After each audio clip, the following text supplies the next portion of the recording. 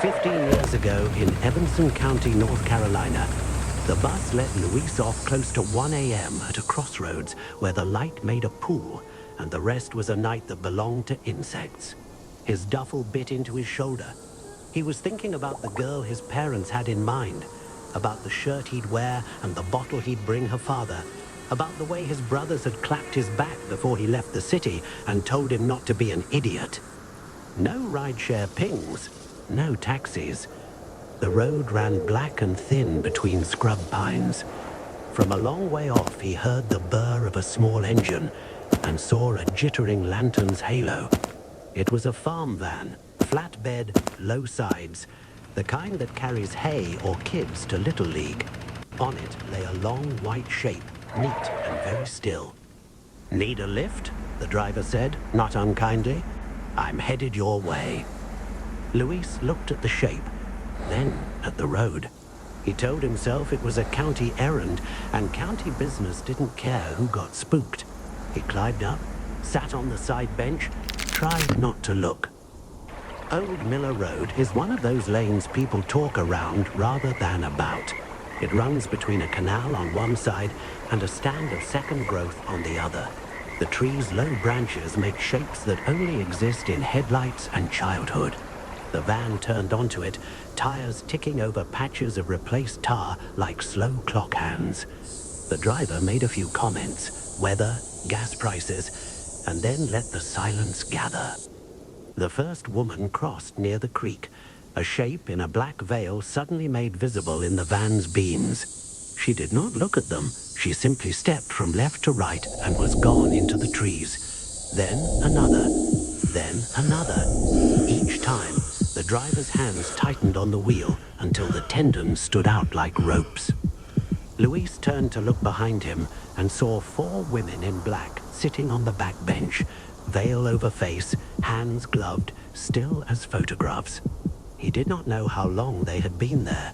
He did not wait to find out how long they wished to stay. He jumped. Gravel clawed his palms and knees. His shin split on a culvert pipe. He ran anyway, the van shrinking and the women somehow growing in his mind. He ran with the old prayers of his childhood battering his ribs. In the high dark of the soybeans to his left, he heard something like wood breaking. One sharp crack, then another.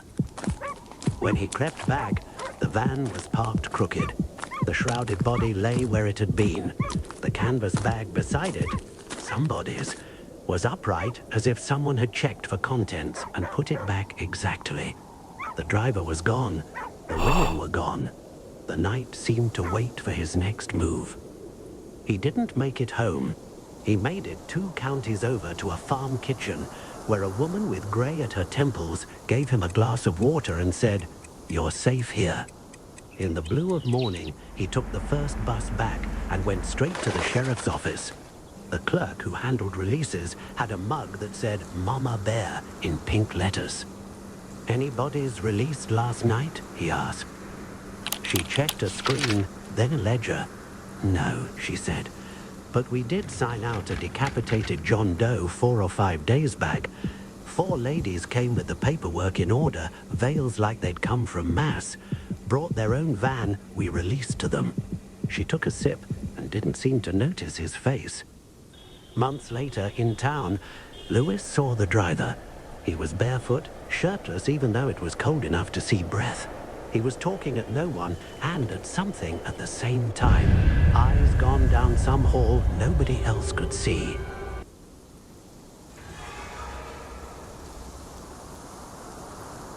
A quiet cul-de-sac on Long Island should have been a place of safety. Trimmed hedges, tidy lawns, and the soft shuffle of neighbors passing by. The house at the end of the lane, however, carried a darkness that would not stay confined. On a November night in 1974, a string of murders removed half a family from their seats at the dinner table. When the Lutz family moved into that house less than a year later, they inherited a house that had already been folded into the worst local imaginations. The story of what the Lutzes endured in the weeks after moving in has been retold so often that details blurred into a mixture of testimony, book sales, and cinematic spectacle. But the fragment of raw terror that runs through those recollections is strikingly human. The sense of being watched, of waking to an atmosphere of unrelenting dread, and of being denied a place of refuge. At first, the differences could be attributed to the house's age. Doors stuck when the humidity rose. Odors settled into the foundation. The family, eager for a fresh start, said it was their home and set about making it theirs. But there were signs that the house had other ideas. George Lutz began waking up at precisely the same time every night, 3:15 a.m., a time the family later insisted was not coincidental, and smelling an odor like rotten eggs or sulfur. He would feel an oppressive presence pulling at his chest that made the act of breathing feel heavy. Those moments eroded resolve. When a house begins to insist on a schedule of fear, it rearranges the family's sense of safety into an anxious clock. Children in the home reported nightmares and visions. One child said he saw an animal with glowing eyes perched on a window, watching like a sentinel. Another child's drawings, produced in the weeks following their move, showed odd, repeated images that parents found unsettling. Faces and symbols that seemed beyond a child's simple imagination. It was not merely imaginations running wild. The family documented physical anomalies. Green slime appeared on bedroom walls, forming streaks as if an invisible hand had painted them there. Doors slammed without wind, beds shifted position while no one slept, and, in the most haunting of claims, a spectral face appeared in the doorway above the Lutz's heads, peering down with eyes that burned with an uncanny light. George himself became increasingly erratic. Friends and outsiders who visited the house reported seeing him sit in the living room for hours, transfixed, or shouting expletives at the air as if he and the atmosphere were in a private, furious negotiation. He sensed a force pushing him toward evil acts and later told investigators that something within the house wanted him to kill his family. The claim is terrifying because it proposes not an external assailant but an internal coercion, a house that changes the actor into an instrument of its will. That kind of invasion of agency is one of the darkest colors in the palette of fear. The idea that one might not even own one's own hands. Perhaps the most visceral moment came when George reported seeing a 7-foot-tall demonic figure on the stairs. The shape was described as floating, its eyes glowing red, its presence heavy with malice. It was less a visitor than a predator, a being that by all accounts occupied the margins between vision and hallucination and resolved itself into a certainty that could not be shrugged from the household's collective conscience. Whether the vision was a shared psychosis, an artifact of sleep deprivation, or something older and immeasurable, the families who fled the home did not stop at rationalizing it away. 28 days after moving in, the Lutzes packed what they could and left, never to return. The public appetite for an explanation, or at least a story, turned the house into a media phenomenon. Books and movies turned the Lutzes' testimony into narrative currency. Some journalists and investigators suggested the tale was fabricated for profit. Others argued that parts had been embellished. It is true that the story exploded into a market for horror. It is also true that the family's experience, however interpreted, left them in urgent flight from a house they had chosen to call home. The name of that flight, a family escaping an invisible siege, has its own force. When people tell the Amityville story late at night, they often pause on trivial domestic details. The timing on the clocks, the smell in the hallway, the way the children's drawings clustered around the same dark themes. Those small things, ordinary in other contexts, are what turn the tale into a slow burn. The horror is it showered in thunderbolts, but applied in the slow corrugating of a family's sense of normality until the ordinary becomes unbearable. In that erosion lies the deepest bite of dread, something that promises to remain even when you run far enough to stop hearing its name.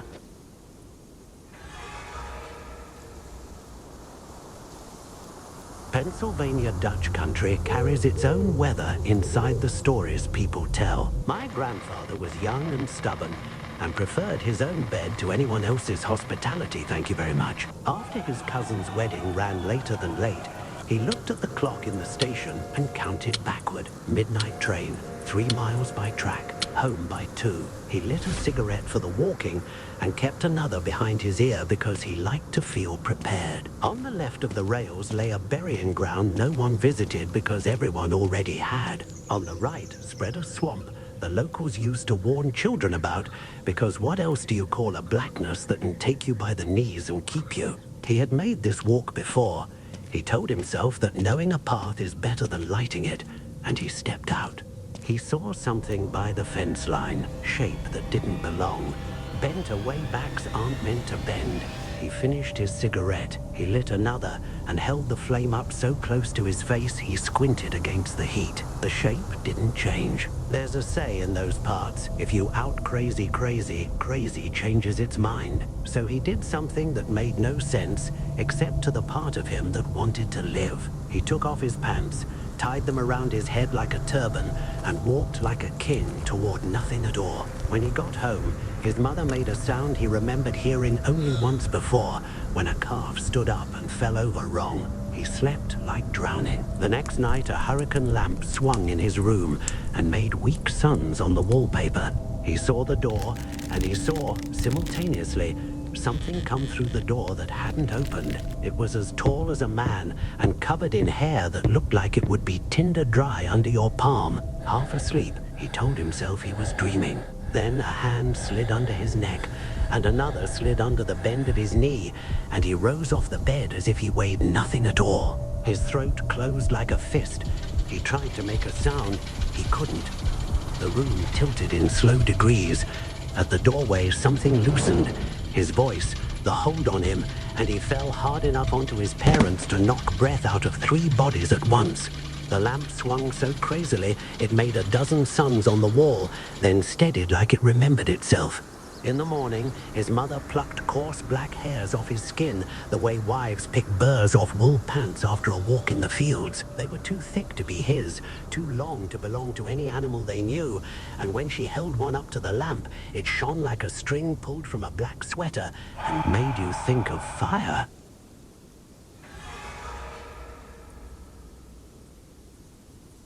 I found the box on a rainy Saturday at a garage sale outside town.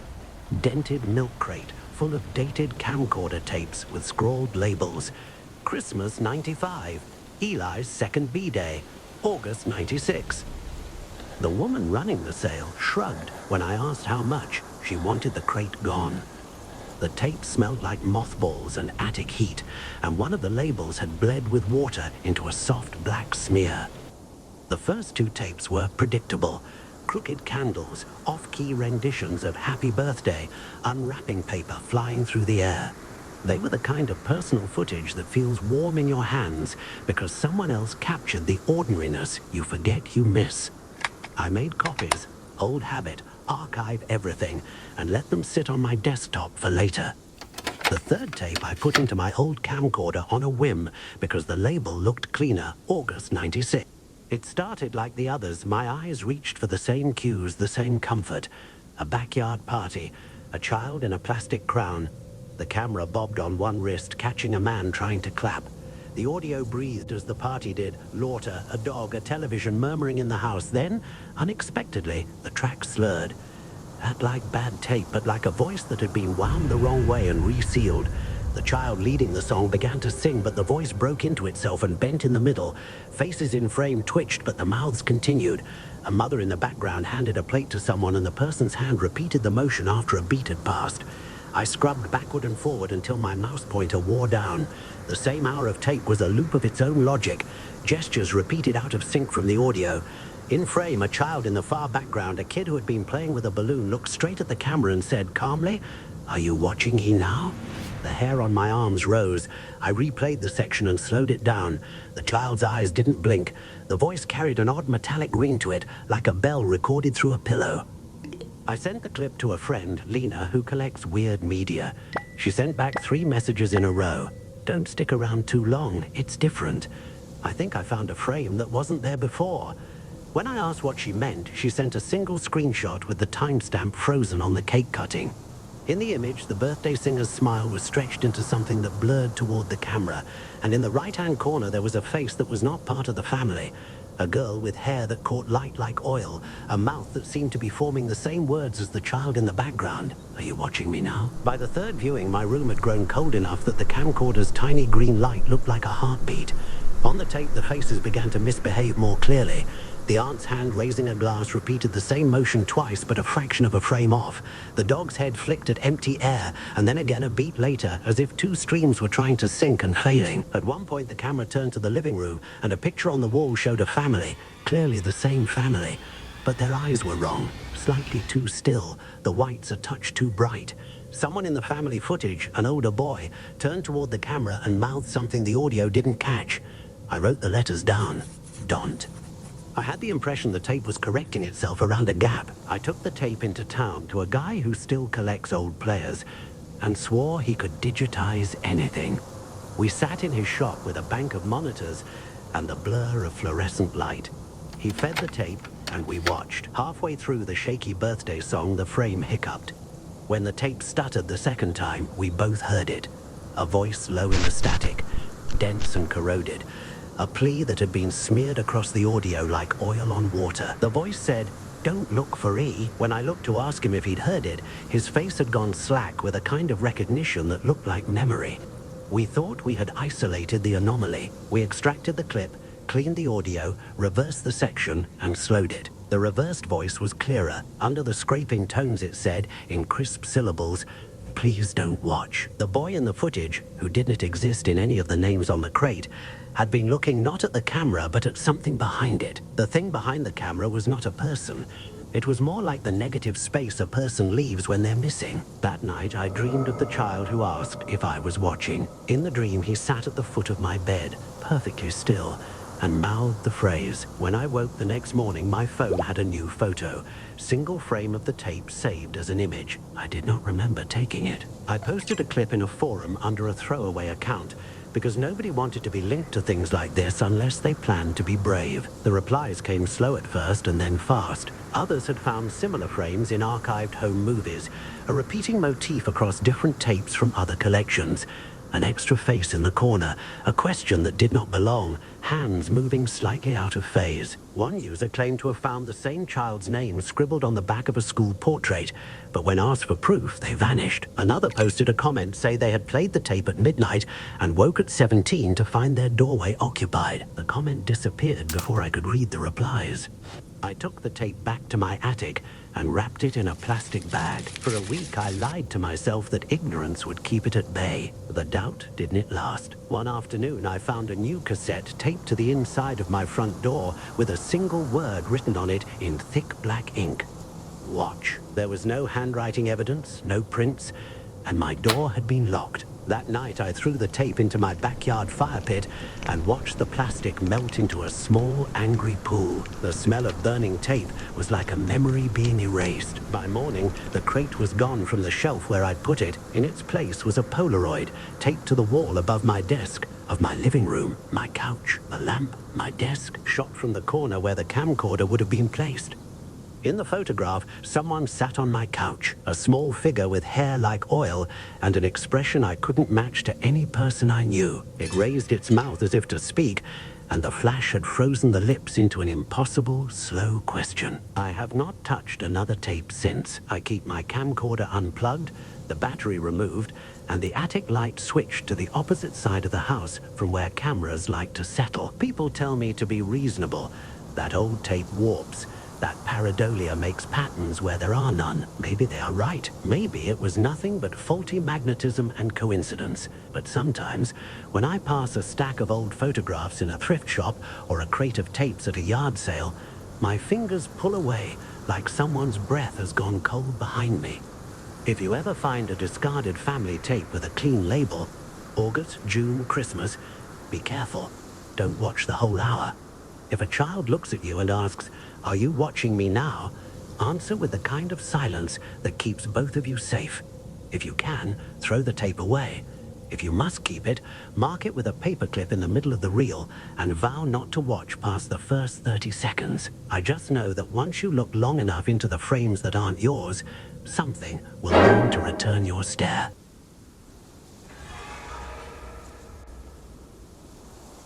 The lighthouse on Blackrock Point had been decommissioned for years. Its glass was clouded, its lamp rusted, and the keeper's cottage had been boarded up. Fishermen told stories about it, about a light that refused to die, about a keeper who stayed long after the sea had taken his mind. Tourists took pictures from the cliff and left. The town moved on, and I went there because I liked the way the ocean sounded against the rocks, a constant, patient percussion.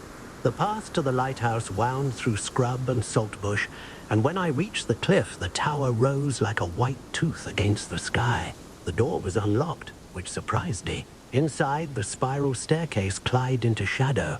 I climbed because curiosity is a small, persistent thing. At the top, the lantern room was empty of glass and light. The lamp had been removed, and the floor was littered with rusted gears. The view was spectacular. The sea spread out like a sheet of pewter, and the horizon was a thin, hard line. I stood at the railing and watched the waves. Then I heard a sound behind me, a soft, rhythmic tapping, like a metronome. I turned and saw a figure in the doorway, a man in a coat that had seen better days, his hair white as salt. He held a small, battered lantern that glowed with a light that was not quite light. It cast no shadows, and yet it made the room feel warmer. "You shouldn't be here," he said. "I was just looking," I said. "The lighthouse is closed." He smiled, and it was a tired thing. "Lighthouses are never closed," he said. "They just change what they watch." He told me he had been the keeper once, that he had tended the lamp and watched for ships. He said the sea had taken his son on a night when the fog was thick and the world was a smear of sound. After that, he said, the lamp had stopped working for him. He had kept the lantern anyway, because some things are habits and some things are prayers. "Why do you keep a light if it doesn't shine?" I asked. He looked at me with eyes that had the color of the ocean. "Because the light remembers," he said. "Because the light calls." He set the lantern on the floor and opened it. Inside was a small folded paper. He unfolded it and read aloud a name, his son's name, then another and another. Each name seemed to make the lantern glow a little brighter. "The light keeps a list," he said.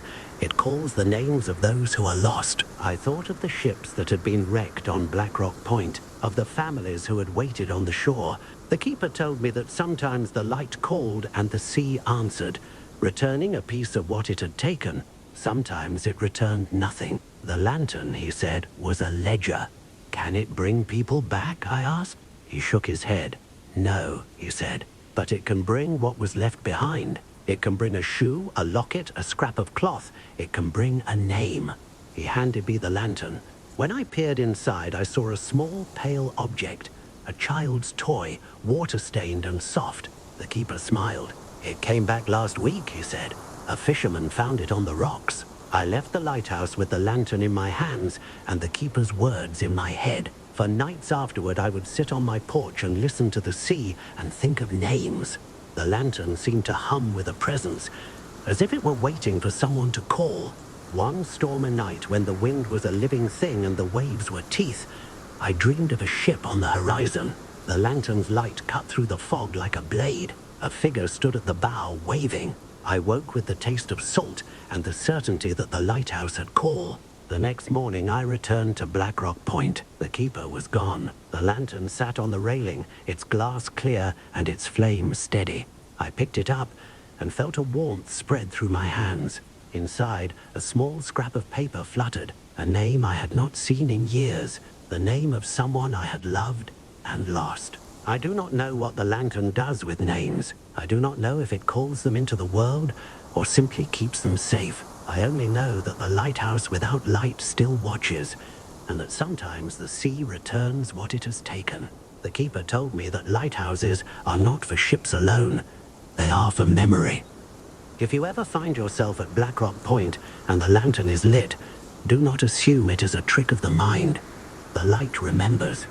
It calls names into the dark, and sometimes if you listen, you can hear the sea answer.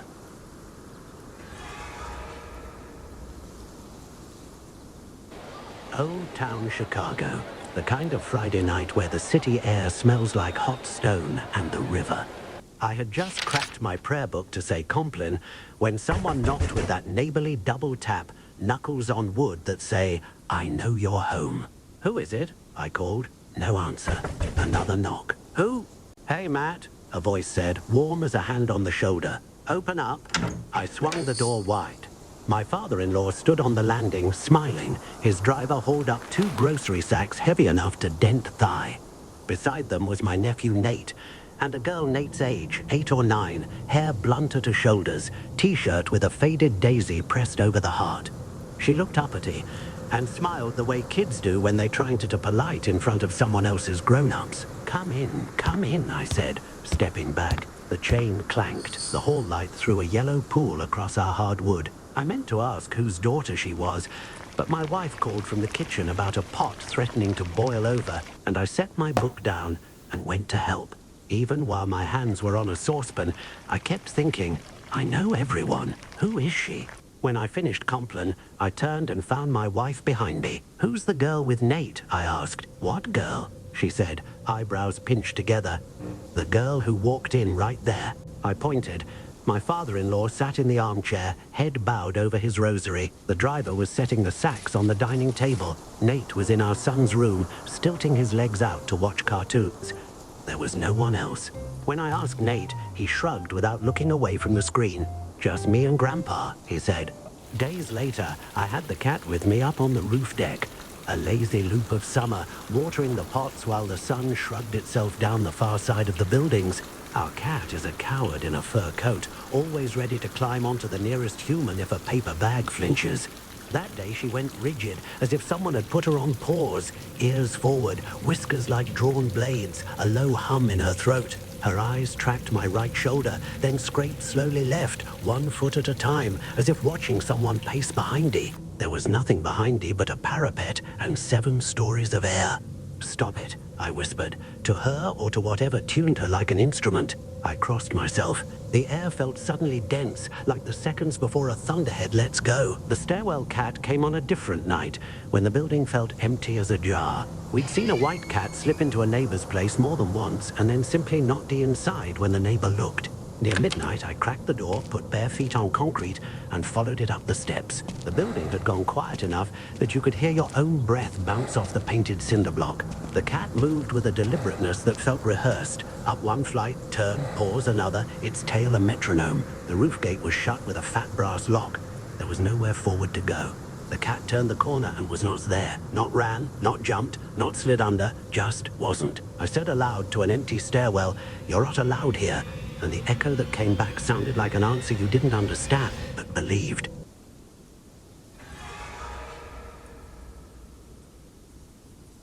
The Bell Farm sat on a rise outside the small Tennessee settlement, in a way that made it easy to imagine the world stopping around it. Wind moved through the pasture grass, the road passed by, the rest of the county carried on. For the Bells, life had been ordinary. Planting, raising livestock, tending the house, and trading with neighbors. The first strange things were small and quiet. A knocking on a wall at midnight, a single thump on the roof while everyone in the house slept, the sound of an unseen footstep on the stairs after a long day of labor. The family joked at first, assumed some wood settling or a prowling animal, and then the incident stopped being easily explainable. It began in earnest with old Kate Batts's cattle. Betsy Bell and her husband John awoke one morning to find their best cow dead, torn as if some animal had done the job, but without any tracks leading away. Animals in the area grew skittish for weeks. A prized hog disappeared and was later found mutilated in a way none of the neighbors could reconcile with wolves or common predators. The farmhouse, which had felt comfortable and lived in for generations, took on a different atmosphere. Objects shifting their places overnight, spoons laid out in odd arrangements on the table, and a series of raps that seemed to answer questions when someone knocked back. What cemented the Bell story into the long shadows of local conversation was how the phenomena focused on members of the household. The unseen presence learned names and family history quickly. Neighbors who came to visit reported that whatever haunted the home could repeat private facts no outsider should have known. It spoke implacably, at times in a thin, mocking voice, at times deep and resonant enough to feel like someone standing very close. Betsy, the family's matriarch, became the primary target. She was slapped and pinched, her skin left with bruises and marks like the welt of a whip. Witnesses later described fingernails digging into flesh with enough force that the marks rang true to medical observers who examined the evidence as best they could under the circumstances. Neighbors gathered on the porch sometimes, whispering about curses and unquiet spirits, and the story spread into the wider county. Men who had no reason to embroider the story came because they had heard something that needed seeing with their own eyes. Some left convinced the Bells were being tormented by a witch. Others, left more careful, say the events were odd but could be explained away with pranks or collective hysteria. That argument only hardened when the voice, clear, articulate, and bitter, began to hold conversations through the household. The spirit would call people by name, answer questions in ways that made the onlooker's hair stand on end, and occasionally replay details of events that had never been spoken aloud in the room. As strange as the physical evidence was, the intelligence behind the phenomena was more disturbing. The entity seemed to understand social relationships and could taunt the family by bringing up secret grievances or old slips of pride. It flirted with the idea of reasoned conversation and then turned cruel. When someone tried to record or catalog the events, the presence changed tone and tempo as if it were aware of being observed and delighted in the panic that followed. The sense that this was not a simple haunting, but a sentient force with intent, made everyday life devastatingly fragile for the Bells. Local authorities were eventually drawn into the narrative. Curiosity seekers came from miles away. People of varying notoriety passed through the farm. They wrote down their impressions, some with the air of scientific curiosity, and others with the raw hunger of gossip. Accusations were hurled across the countryside, witches, disgruntled relatives, and a community eager to see the supernatural. A few visitors reported that the presence addressed them directly, calling them by names they had not used since childhood, or quoting the sins they kept hidden. It was not merely that noises occurred, the incidents read like a directed campaign of psychological warfare. And then there was the sickening single prediction that rendered skepticism brittle. The presence reportedly foretold the premature death of John Bell, a real event that unnerved anyone who believed more than they wished to. The prediction arrived with such glee that witnesses swore the entity seemed to be savoring the thought of it coming to pass. In the harsh months that followed, as the family tried to wait out the terror or find salvation in distance and prayer, the specter persisted. It tacked across the household's quiet hours with a relentless curiosity, pushing on the line between malice and mere attention until it had written itself into the family's daily reality. Perhaps the most haunting aspect was the way the phenomenon lingered. The events did not simply occur and stop. They left a residue of fear that altered how people greeted the night air, where they chose to sleep, and who they trusted. Betsy lived with marks and memories that never fully healed. Neighbors who had once laughed at the Bells' troubles later refused to spend the night in their homes, and travelers avoided the road at dusk. Stories appended to stories, some probably exaggerated, some perhaps invented, swirled around a kernel of something none of them could comfortably explain. Years later, the Bell farm was a cautionary tale. Domestic life interrupted by an intelligence that could find its way into the ordinary and make it terrible.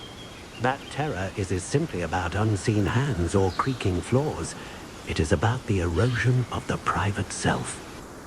The Bell Witch was said to know the family's secrets, to call out the names of lost loves, and to laugh in the voice of someone who had never been forgiven. When a household loses the simple safety of privacy, when the walls themselves seem to listen and answer, the world narrows to the space where the fear resides. That small domestic radius is where the Bells' horror unfolded, and it is why the story has endured a slow, intimate campaign of torment in a place meant to shelter trust and rest.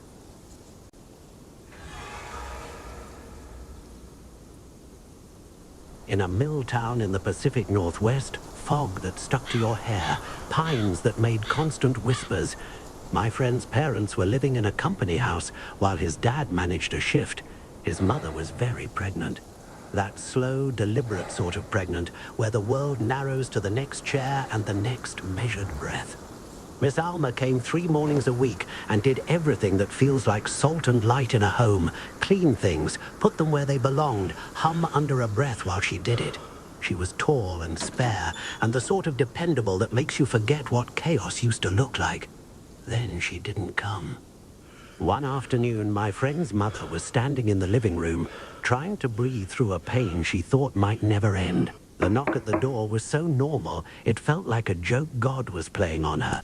She dragged herself over and opened up. "Goodness, honey," Miss Alma said, in the voice she saved for scaring away other people's troubles. "Let's sit you down." The way she moved my friend's mother felt like being lifted through water. No weight, no effort, only the suggestion of motion. "I'll take care of the rest," Alma said. "There are house sounds you learn by heart, even if you don't want to. The tap of dish against dish, water hissing on steel, the broom's soft, insistent argument against grit. With her eyes closed, my friend's mother tracked them like stations of a map.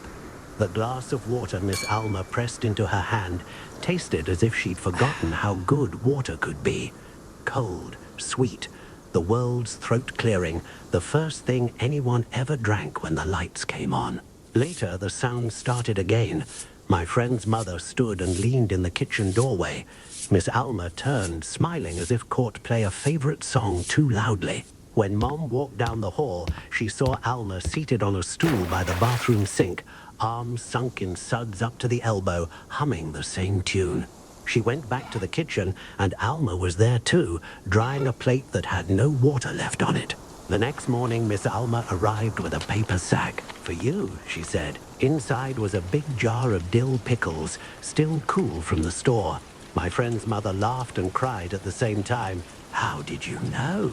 Alma smiled at her like rain. "Honey, I've been a mother." That night, Mom told her husband about seeing Alma in 2 places at once. He rubbed his face and said they'd get some help in from the office until she felt better. A week later, at school drop-off, another mother said quietly at her shoulder, "I'm so sorry about Miss Alma." The words hit with the bright clarity of something already known but not yet admitted. Car accident. A month ago, her daughter in the back seat, both gone at the scene. My friend's mother walked home without remembering the route. The glass Alma had used still had a print on it, like a small, cloudy moon. In the years that followed, when teachers scolded her little girl too harshly for daydreaming, their hands would go numb for an hour or two, fingers unwilling, grip slackening around chalk or pen. No one ever said anything about pickles again, but there were always 2 jars in the pantry.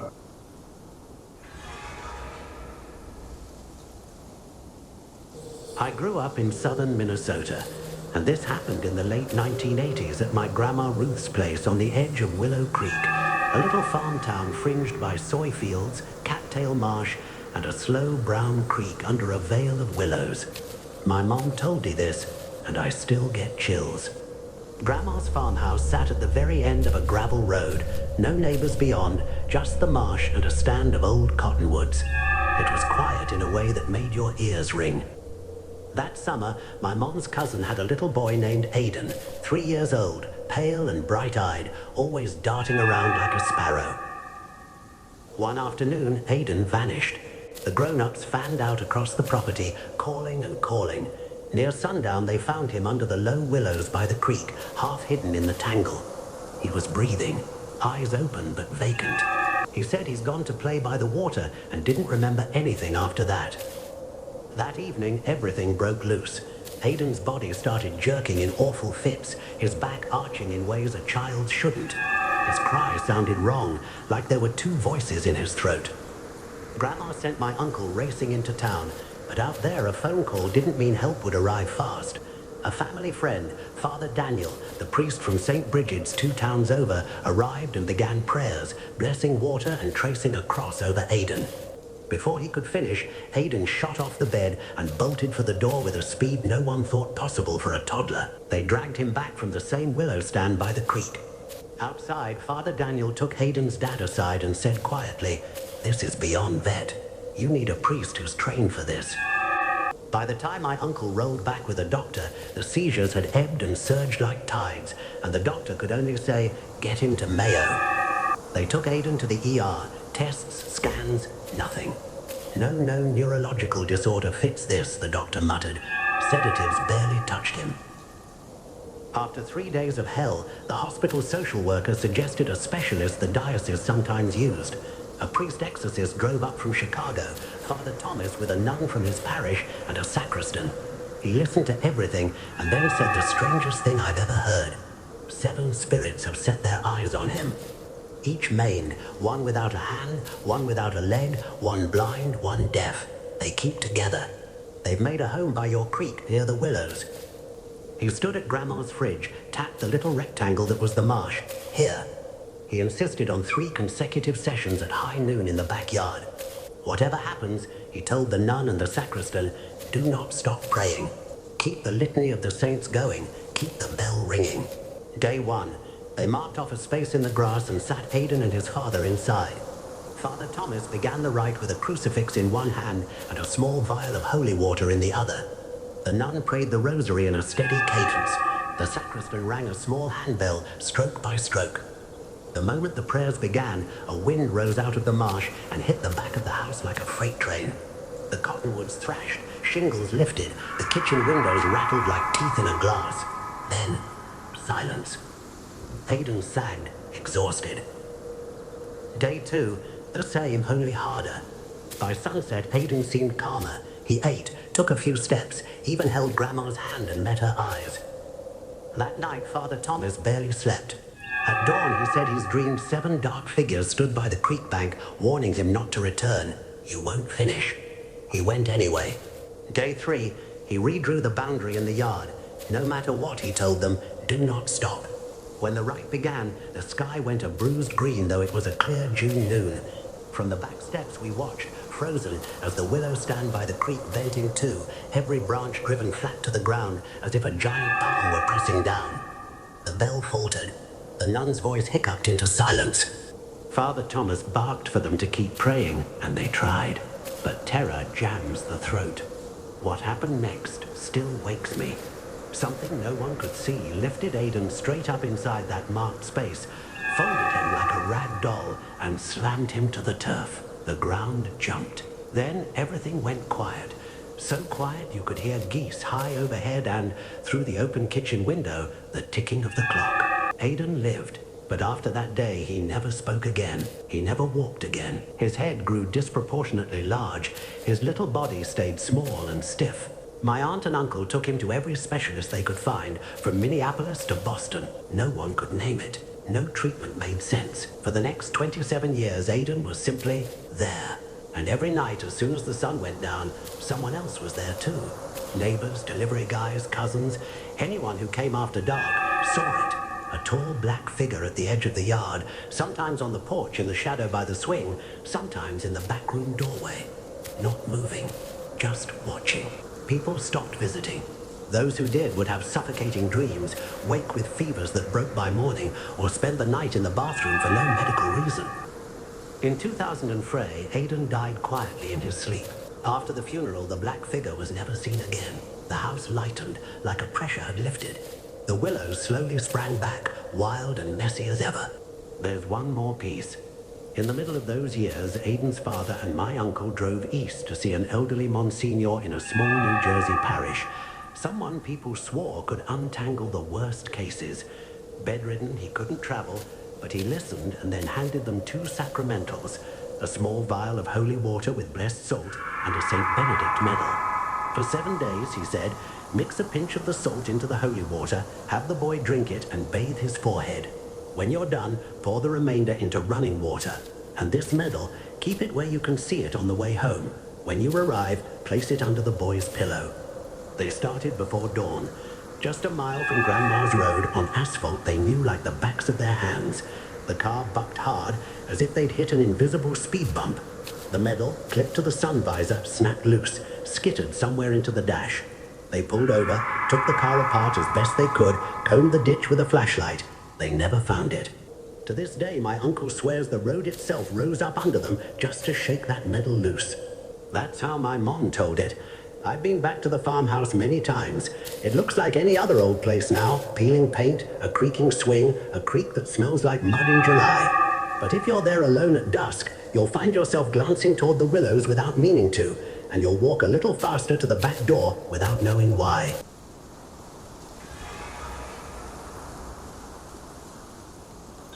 They said it was a test. The local alert tone rolled through the city at 3:17 a.m., thin as a needle and twice as bright. And at first, most people thought their feeds had glitched. The broadcast sliced into cable, streaming, and even files on hard drives, clips, playlists, live streams, anywhere a screen could play a picture. It was the same footage everywhere. A grainy test pattern, the low hum of "and," a voice smeared like someone had dragged it across gravel. Behind the bars of color and grayscale, there was a silhouette, a tall, desaturated figure that the camera could not quite hold. I stayed up because I couldn't stop reading the threads. People posted timestamps and shaky phone capture videos, kids humming an unfamiliar three-note tune, neighbors staring at unplugged sets in their living rooms, couples who woke to find their bedroom mirrors fogged with words they didn't write. By morning, the posts had turned urgent. Parents wrote that their children had been standing in front of dark TVs at exactly 17 and stayed there humming, eyes glazed, like they were waiting for someone to finish a story. A week in, the city felt different.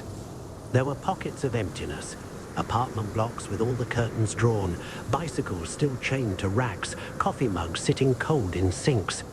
When someone knocked on a door nobody answered, the door would hang slightly ajar, like a mouth mid-formation. People stopped going out at night. The hum lived in the curtains and the vents. If you listened long enough, you learned to hear where it would come from next.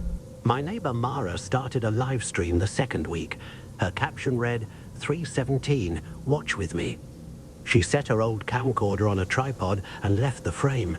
For the first minute, everything was the same as all the videos, test bars, thin audio loop. Around 3:17:02, the silhouette slid closer to the bars. In Mara's stream, there was the familiar creak of old tape, and then the frame stuttered, like a VCR trying to swallow itself. On the recorded clip, downloaded later by someone who called themselves Archive, Mara's reflection lagged. Her mouth moved, then the reflection followed half a blink behind. The chat froze. Mara answered nobody again. Once someone posted a slowed-down audio of the static, people started listening. That hiss was not random. In different frequency bands, there was a pattern, a counting, like someone tapping to find a rhythm. A few months of informal research in forums and Discord servers produced the same weird result. Children who hummed the three-note motif longer than 17 seconds started moving differently. One user called it the alignment. They walked less like people walking and more like something that had learned the cadence of another place. We made rules to live by. Don't watch beyond 30 seconds. Cover mirrors. Keep the lights on. Some people taped over their windows. Others smashed their TV sets and posted the shards, a collage of glass and static. People tried to document it in ways that would keep them safe. 2 cameras, mirrored angles, time codes. Videos with multiple perspectives sometimes showed different things. One clip recorded from across the room showed the figure nowhere to be seen. The camera placed closer to the screen caught its shoulders in perfect silhouette. It was like watching 2 tracks of reality running out of sync. There were the missing reports, at first a trickle. A mother reported her 2-year-old standing on the sofa, humming, refusing to eat. She turned away for a second and the kid was gone. CCTV from a laundroom showed a girl walk in, sit down, and after the lights flickered, leave the building. Except in the storefront reflection, someone else remained seated, hands folded in a lap. The reflection's head tilted, as if listening to something the girl could not hear. By the time entire buildings emptied, the rumor mill had turned its gears into conspiracy, government experiment, mimetic virus, mass psychosis. Tech forums dug into CDN behavior and kept finding impossible mirrors between servers. Spiritual groups called it a visitation. Artists called it art. None of the labels mattered to people who found their lives rearranged. You could not bargain with a reflection that wanted to be more than an echo. Then, one night, my sister sent me a voice note at T:56 a.m. She was whispering because she said the sound woke her. She told me to not look at the living room TV if I woke up at T:17. She joked about being dramatic, but there was paper-thin panic in her laugh. At T:17, I lay awake, letting the house breathe around me. The static came like distant rain, a shiver in the vents. Far away, somewhere on a street I used to know, a child hummed. When the test pattern filled my screen later, because some part of me wanted proof, I watched for exactly 30 seconds. The figure was there behind the bars, closer than on any clip I'd seen. It didn't have a face, just the suggestion of one, like someone smeared a photograph with the heel of a hand. In the glass of my TV, I caught my reflection a fraction of a beat behind. It smiled slightly before I did. The mornings after, more places were quiet. There were fewer footsteps. I realized we had traded something. The city kept its lights on for a while, and then those grew dim. People talked about leaving, but it wasn't always possible to go. Sometimes the person who left would leave the reflection in their place, waiting in the window with a tired patience. If you ever find yourself in a city that plays a test card at odd hours, keep your time cards short. Don't hum along. Don't answer a voice that calls your name from a screen. If your reflection lags, cover the glass. If you can, leave. In the forums, people still share clips. A handful are cheerful and false, mirrors that show nothing. Most of them are quiet, the kind of quiet that presses like a palm against a window pane. We call it the static hour.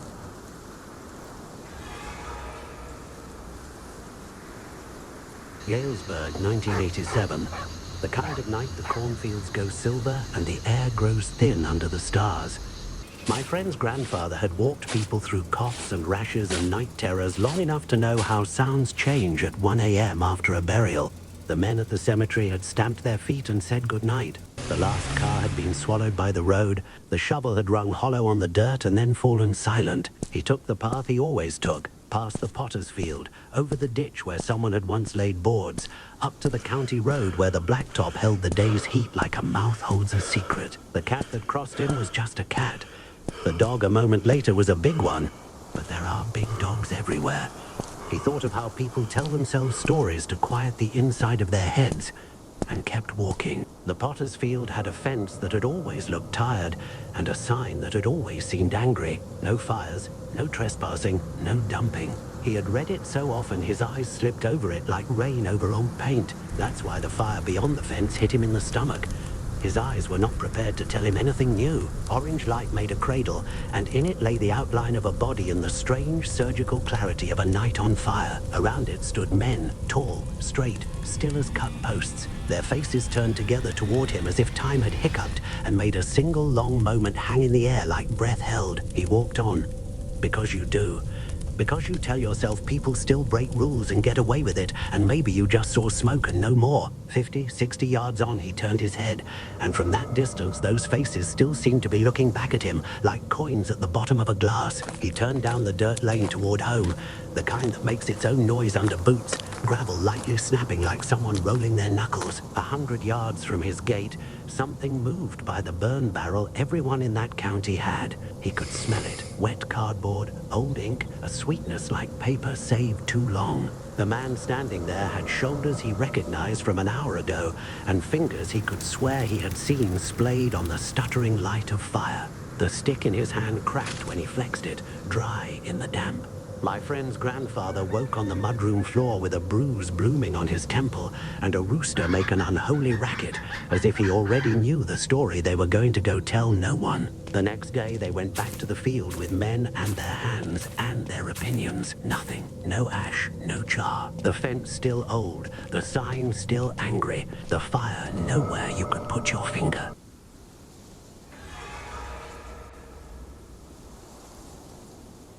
I used to run across the old iron bridge every morning, before the city woke and before the buses began their clatter. It was the kind of bridge people only notice when they have to rusted beams, a sagging railing, a river that smelled faintly of oil and old leaves. For months it was my ritual. 5 miles, the same route, the same breathless ache in my calves. The bridge marked the halfway point, a place where the world narrowed to the sound of my shoes and the river's slow, indifferent current. One morning in late autumn, the sky was a thin, pale blue, and the air had that brittle clarity that makes everything feel sharper. I reached the bridge and slowed, because there was someone standing in the middle of it. No walking, not leaning, just standing, facing the river. He wore a coat too heavy for the weather and a hat pulled low. At first I thought he was a fisherman, but there was no rod, no bucket, nothing to suggest he belonged there. I passed him with a polite nod. He didn't turn. His shoulders were rigid, like someone holding a secret too heavy to shift. Halfway across, I heard a sound behind me, a soft metallic clink, like a coin dropped into a grate. I glanced back. The man was gone. I told myself I'd imagined it. The bridge had always played tricks, echoes, shadows, the way fog pooled under its arches. But the next morning he was there again, same coat, same hat, same posture. I tried to cross on the opposite side, but the bridge was narrow and the river was wide, and the man remained a fixed point in my path. I slowed, then stopped. He didn't move. I called out, "Are you all right?" My voice sounded small and foolish. He didn't answer. On the third morning I stopped before I reached him. The sun was just lifting, and the bridge was a silhouette of iron against the light. I watched him for a long time. He seemed to be listening to something only he could hear. When I finally stepped forward, the boards under my feet groaned in a way that made the man flinch. He turned his head, and for the first time, I saw his face. It was wrong, not grotesque, not the stuff of nightmares, but wrong in the way a photograph looks wrong when the eyes are slightly out of focus. His skin had the pallor of someone who had been underwater too long. His eyes were open, but they reflected the dawn like two dull coins. He smiled, and the smile was patient, like a clock waiting to be wound. "Do you come here often?" I asked, because my mouth had decided to be polite even as my body wanted to run. He tilted his head. "I wait," he said. His voice was the sound of metal on metal. "Dawn is when the bridge remembers." I laughed, a short, nervous sound. "Remembers what?" He pointed at the river. "Everything it has taken." I thought he meant trash, the usual detritus of a city river. But when I looked down, the water was unnaturally still, like glass. And beneath the surface, something moved, slow, deliberate. A shoe, then another, then a flash of fabric. I felt my stomach dot. The river had always been murky, but I had never seen anything like that. A slow procession of things that belonged to people. Scarves, a child's toy, a watch with a cracked face, drifting in a line as if the current itself were arranging them. "People fall," the man said.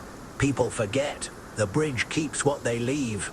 I wanted to tell him he was wrong, that the city cleaned the river, that things didn't just vanish into memory. But the list of missing things in my head, an old neighbor who never returned from a walk, a girl who disappeared one summer, began to feel like a map. The man's smile widened. "You run across me every morning," he said. "You run away from what you left behind." I thought of my father, who had left when I was small, and whose absence had been a hollow I tried to outrun with miles. I thought of the last argument I'd had with my sister, the words that had slammed doors and never been picked up. I thought of the photograph I'd tucked into a drawer and never looked at. The bridge, for the first time, felt like a place that could hold more than iron and water.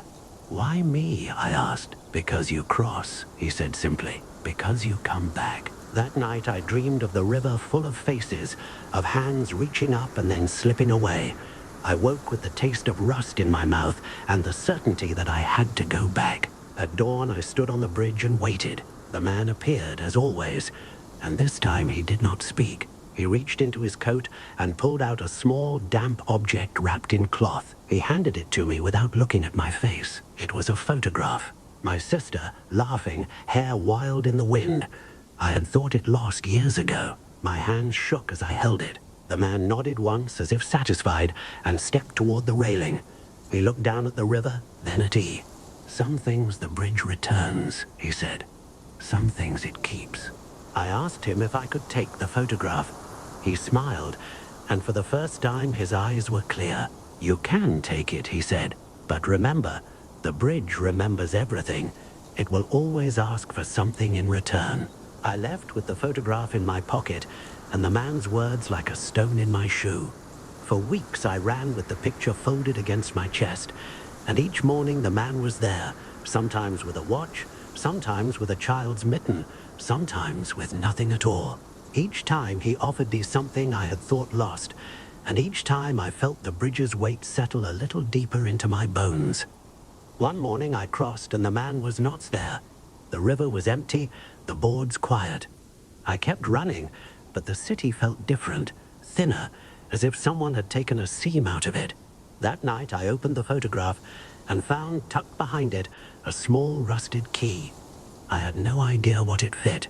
I still run across the bridge at dawn. Sometimes I think I see a shadow on the railing, a hat, a coat. Sometimes I think I hear the clink of metal. I keep the photograph in my wallet and the key in my pocket. When the river is calm and the light is right, I swear I can see things moving beneath the surface, things the bridge has not yet returned.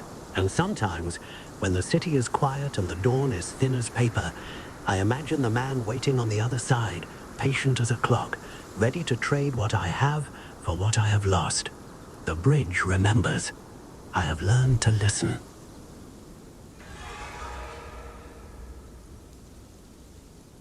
It was the early 90s at a Catholic summer camp in the Midwest. A cluster of cabins and a chapel beside a lake that held its own fog like a secret. Thursday night storms had emptied the place.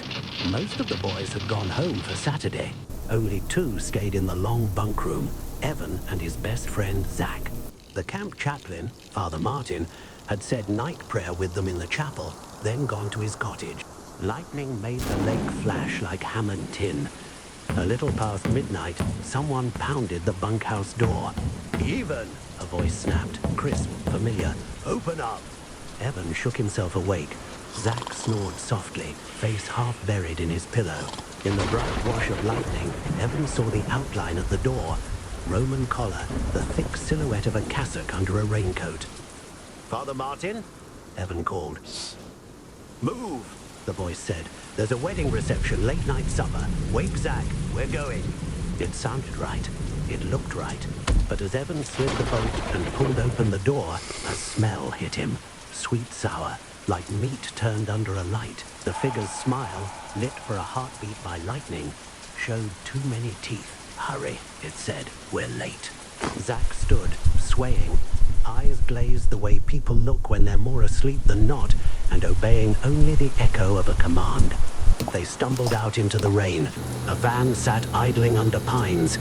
The priest climbed in. Evan hoisted Zach behind him, then froze with one foot on the bumper. The smell. It was inside the van too, thick and cloying. "Leave him," the priest said without turning. "He's not needed." They drove in a silence laced with windshield wiper metronome. After 30 minutes that felt like 3 hours, they pulled up near the old municipal crematory, a brick building the county had mothballed after the new facility opened. "Wait here," the man said. He walked around back and reappeared dragging a plastic-wrapped shape. Blood had seeped into the contractor bag and dried to a tacky brown. He was drenched with sweat, as if he'd run a mile. "Pray Psalm 23, he said. "Pray out loud." "I don't know it all," Evan said. His voice felt like someone else's in his mouth. He clutched his fingers together. "In the name of the Father, and of the Son, and of the Holy Spirit."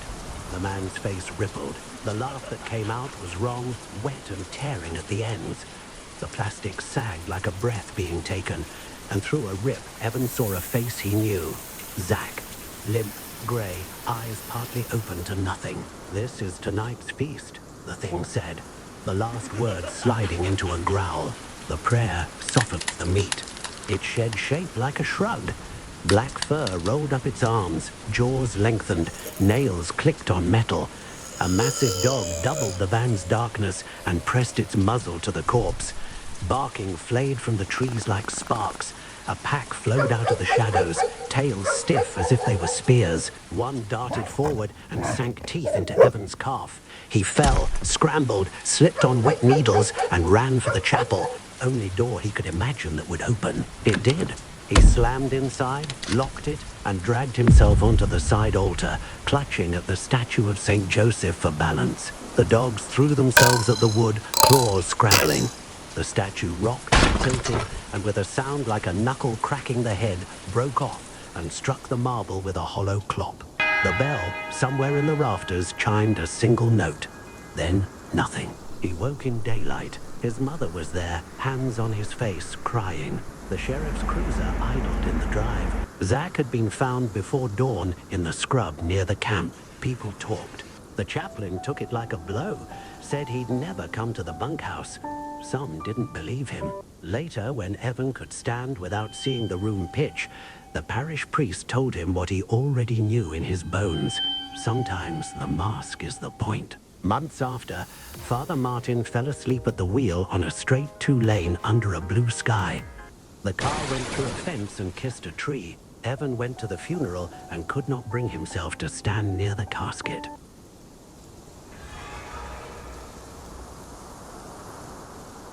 The Enfield council house was brick and paint and ordinary upholstery, the kind of modest dwelling where family arguments and the smell of frying onions provide the soundtrack to an unremarkable life. It should have been unremarkable. Instead, a sharp, bright crescendo of events rendered it one of the most scrutinized hauntings of a century. Peggy Hodgson, a single mother doing her best to raise two daughters, lived there with the kind of patched yet steady routine that keeps a household functioning. The first anomalies were ridiculous enough to laugh about. A chair toppled in the night, a shelf full of ornaments suddenly slid across a table, then toys moved across the floor without being touched, and distant banging echoed through the rooms like someone striking the walls with something heavy. Neighbors began to hear noises. At first, they assumed children were roughhousing. Then they realized the sounds often occurred when the girls were alone, or when adults watched with their hands folded on their laps. Photographs taken in the house captured images that left even skeptical viewers unsettled. Chairs that appeared to have shifted between shots, scraps of paper tossed into mid-air, and, in several frames, small household items skewed in impossible orientations. A recurring and chilling detail in many accounts was a voice, male, older, and layered on top of the younger daughter's speech, speaking back in a tone that no one believed could be produced by a child without outside help. What made Enfield different from stories that end with raised eyebrows at a trickster's maximal act was the sheer number of witnesses and the persistence of the events under partial control. Detectives and journalists attended. Investigators from formal societies spent nights in the house with tape recorders and notebooks. Witnesses claimed to have observed the phenomena in real time. Furniture jumping without contact, scuffing noises climbing walls, a bed that rolled toward a wall on its own, and an indistinct human-like shape that seemed to move in the periphery of vision. Skeptics later said some of the events were deliberate fabrications by an attention-starved adolescent, but those skeptics could not account for the times the disturbances occurred when the child was restrained, or the moments when visiting strangers were addressed directly by the voice. The house's unsettling consensus came partly from the contradictions in eyewitness testimony. Some visitors reported moments of near-playful curiosity from the presence, as if it were experimenting with the adults who had come to watch. In other moments, the manifestation turned vicious. Slaps grew harder, knocks grew louder, and the voice, when it appeared, shifted from mockery to threats. One investigator later recalled the atmosphere morphing in a way that made everyone in the room physically recoil, as if the temperature dropped and the walls leaned in. That physical reaction caught people off guard. An otherwise rational group became aware that something in the house had its own way of claiming a room. Complicating the scrutiny was the family itself. Under the pressure of nights that refused to be ordinary again, the members of the household displayed different reactions. Peggy reported exhaustion and fear nearly every morning. The older daughter alternated between defiance and terror. The younger child, who appeared to be the focal point for much of the activity, sometimes offered eerie statements beyond her years, and at other times broke into tears when the house erupted into noise. That mixture of childlike surprise and adult dread created an atmosphere where truth and performance were braided so tightly it was hard to pry them apart. The case's notoriety upped the stakes. Newspapers printed sensational accounts. Television segments aired, and the house, a domestic unit suddenly global in its fame, was visited by people who wanted to test courage or be part of the spectacle. The more people came, the more the story fed itself. Yet within that celebrity-driven world, certain episodes resisted simple explanation. Witnesses insisted that when the family permitted impartial observers to sit still and watch, the activity sometimes ceased. At other times, the presence would directly interact with those visitors in ways that made tricks implausible. Investigators who had once scoffed at the notion of the supernatural admitted later that they could not explain every sound or the directionality of certain thrown objects. The most distressing detail was how the situation infringed upon the girl's sense of self. The voice, when it spoke through the youngest, would sometimes assert ownership of her body or mock her mother's love in a way calculated to damage. Children in environments of normal stress sometimes display behaviors seeking attention. These behaviors do not explain the temperature drops reported by several adults, the scratch marks that appeared on floors, or the captured audio in which low-frequency raps and unearthly intonations emerged. The low murmur of credibility was complicated by the very fact that the story remained sticky. It did not vanish when the cameras left.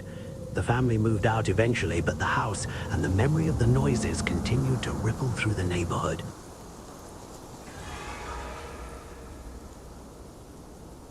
The rumor started in comments, an old 1984 broadcast that aired for one afternoon on Channel 55 and then vanished. Someone who'd been born in the 80s claimed a memory, a puppet named Mr. Jelly with a single bulbous eye and a smile too slow to be kind. The story fit into the usual analog horror grammar, an ephemeral broadcast, a vanished episode. But people kept returning to it because the anecdote had a specific sting. Viewers swore Mr. Jelly addressed them directly from the screen. I'd always collected dead broadcasts and urban relics, so when an anonymous user posted a shaky cam of a TV airing a children's program with a crude Channel 55 watermark, I watched. The footage was lo-fi, soft color bleeding, VHS dropouts, and a 3/4-inch text crawl that hiccuped with the audio. The set was a small stage of felt and papier-mâché. Mr. Jelly moved in jerks, a puppet with a knobbly hand and a voice that wavered like a radio bar being tuned. Children on screen laughed in a way that sounded too practiced. At first it was the expected kind of eerie bad production, strange pacing. Then Mr. Jelly looked straight at the camera. "Wouldn't you rather stay here with us?" the puppet asked. The voice should have been canned. Instead, it threaded through the speakers as if soft hands were pressing from the other side of the glass. The uploader, who wrote in the post that they'd found the clip in a box of old tapes, left it at that. People asked for raw rips, higher resolution, or the station logs. Every attempt to record or copy the episode failed. Tapes rewound into blank noise. Digital captures corrupted with static that, when slowed, flashed faces that were not the viewer's own. For weeks, the thread mutated into something larger. 3 people claimed their childhood memories matched the clip exactly. One user posted a grainy photograph from a family album, the living room couch where their father sat watching Mr. Jelly. In the picture, the television frame held a vague pattern of static that, in daylight, looked like nothing. At night, the person who posted said they woke to find the photograph face down, the show's puppet frozen on the TV in the background, though the TV was unplugged. Then small rituals began. Parents whose kids had seen the program in fragments reported their children asking to switch the TV off, and later to turn it back on, persistent about the puppet's invitation. Kids would stare too long into mirrors and come back from the bathroom with their hair arranged differently. Petty domestic oddities, dented cereal bowls, misplaced keys snowballed into the uncanny. Families reported missing weekends, which they later filled with fragments of play acting they had no recollection of. A line of comments across multiple platforms converged on the same detail. Mr. Jelly's question was not a question at all, but a formatting command. It paused before the final clause, giving anyone watching the time to nod. A schoolteacher posted anonymously that a VHS of the show had played, once, in the staff lounge. They said the footage was looped and that staff who watched it for more than 42 seconds began to leave notes in the margins of lesson plans with identical handwriting. The handwriting spelled, "Stay here." The poster deleted the thread when a user replied with an image. A classroom window reflecting not the playground outside, but the show's stage, rimmed with shadow small hands. Something about Channel 55's single airing made it a perfect analog urban parasite. The show could be an accident, a lost rehearsal, a malformed test run. Or it could be less innocent, a mimetic vector designed to attach itself to the mind under light analog distortion. Either way, the show's anatomy mattered. Its slow cadence, the puppet's direct address, the way the camera cut to a kid in the audience who always looked like he knew how the scene would end. I received an unmarked envelope in the mail 3 months after the first post. Inside was a Polaroid, a cream-colored CRT on a low table, Mr. Jelly centered on the screen, cheeks pinched into a smile. On the back of the Polaroid, someone had written a single sentence in almost identical penmanship to all the margins left by the teachers: "Stay."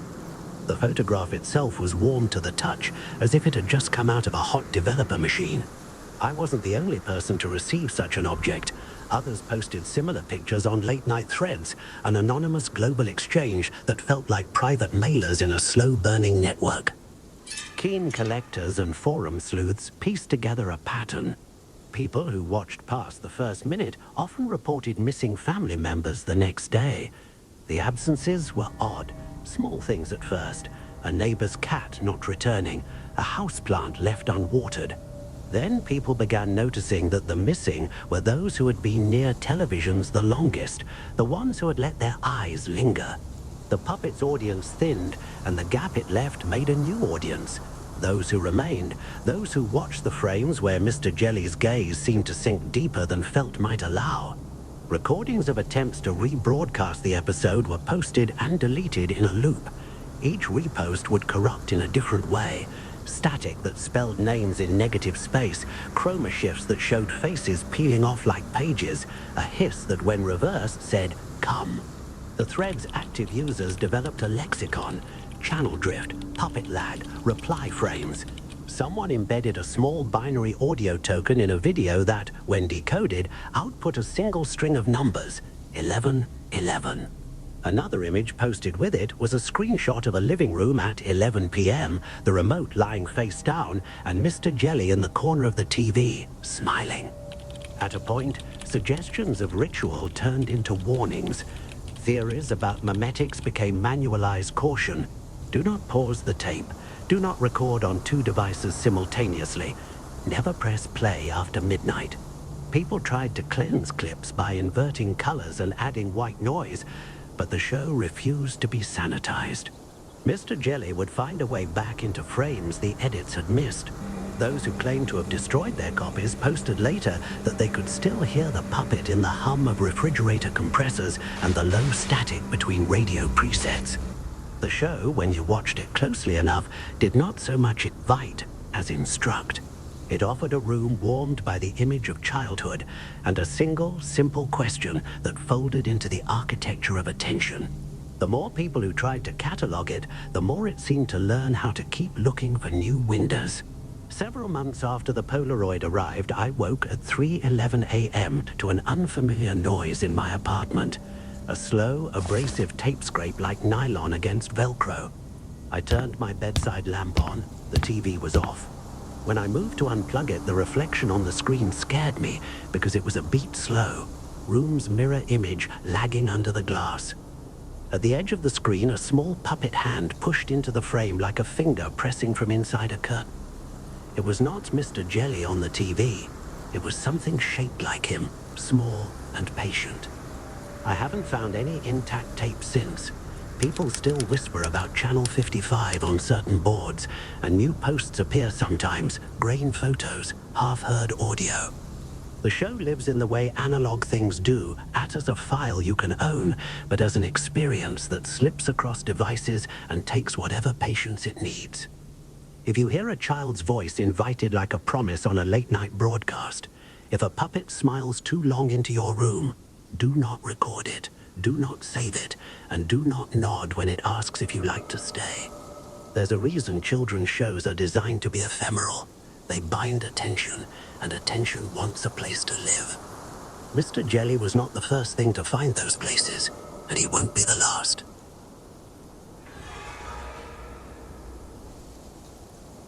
They called it Mirror Lake because on calm days it reflected the sky so perfectly you could mistake water for air. It was small, tucked behind a line of pines, and the town used it for summer picnics and late-night dares.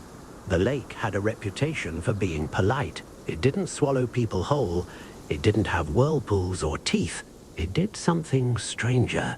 It returned things. The first time I noticed it was when my friend Mara came back from a swim with one shoe in her hand. She had been barefoot when she dove in, she swore, and yet she emerged with a single sneaker clutched like a trophy. "It's weird," she said, laughing, but there was a tremor in her voice. "It's like the lake knows what you lost." We joked about it for a while. Mirror Lake, the benevolent shoemaker. People started leaving things on the shore. Gloves, a scarf, a watch. The lake would take them, and then, days later, return them, sometimes altered. A mitten would come back with a child's drawing stitched into the cuff. A watch would return with the hand stopped at a time that meant nothing to anyone who owned it. Then the shoes started to come back with names written inside them. At first it was small things. Initials scrawled on the tongue of a sneaker, a name stitched into the lining of a boot. We thought it was a prank, someone with a marker and a sense of humor. But the names were not random. They belonged to people who had been missing, people whose disappearances had been whispered about at town meetings and around kitchen tables. A pair of sandals returned with the name of a girl who had vanished 10 years earlier. A child's rain boot came back with the name of a man who had walked into the woods and never come home. I told myself it was coincidence. I told myself the lake was a mirror, and mirrors show what you want to see. But when my own shoe came back, muddy, the laces knotted in a way I didn't remember, my name written on the insole in a hand I recognized, I stopped telling myself anything. I had been at the lake the night I lost it. We had been drinking and laughing, daring each other to swim out to the buoy and back. I remembered the cold, the way the water closed over my head, the panic that came when I realized I couldn't find the buoy. I remembered surfacing and coughing and the world tilting. I remembered someone's hand grabbing my wrist and pulling me toward the shore. I remembered sitting on the sand, shivering, and thinking I had been lucky. The shoe came back a week later, washed up on the same stretch of sand where we had sat. My name was written inside in a looping script I had used as a teenager. I took it home and put it in a drawer because I didn't know what else to do with it. That night I dreamed of feet walking across the lake's surface, shoes leaving ripples like whispers. The town started to change. People who had been missing for years were found, sometimes alive, sometimes not, near the lake, their shoes beside them, names written on the soles. The sheriff called it a miracle. The families called it closure.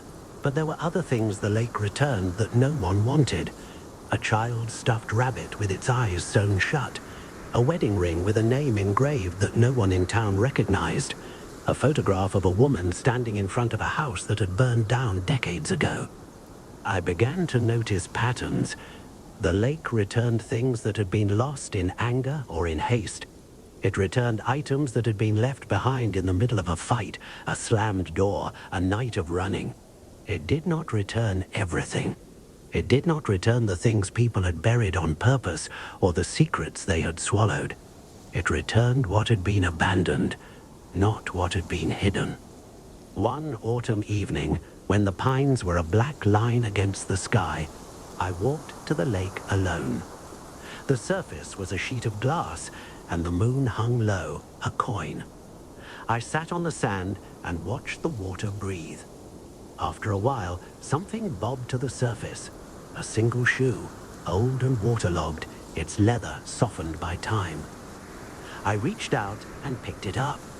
Inside, written in a hand I knew too well, was a name I had not heard in years, my brother's. He had left when we were young, after a fight that had been more like a tearing.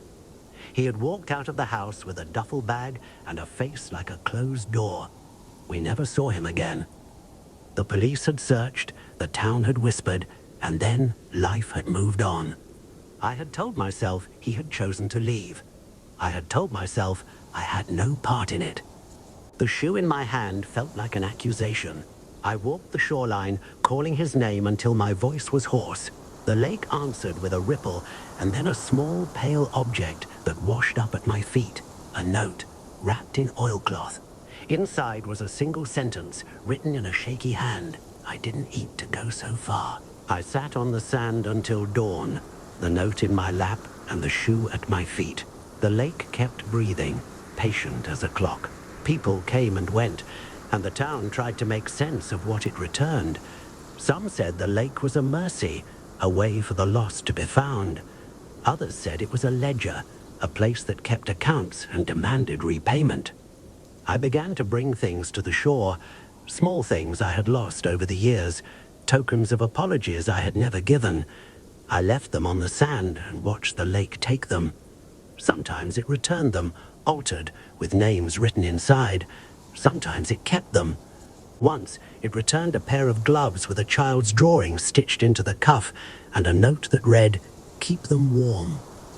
The lake does not speak in words. It speaks in returns.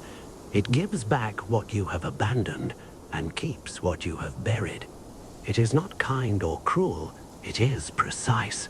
If you go to Mirror Lake and you have left something behind, an apology, a promise, a person, be careful what you throw into the water. The lake will decide whether to return it, and when it does, it will write a name inside the shoe. I still walk the shore sometimes, my brother's shoe in my hand, the note folded in my pocket. The lake is a mirror, and sometimes when I look into it, I see my own face, older and lined, and behind me, the faint impression of footsteps leading away. The water is patient. It remembers what we forget.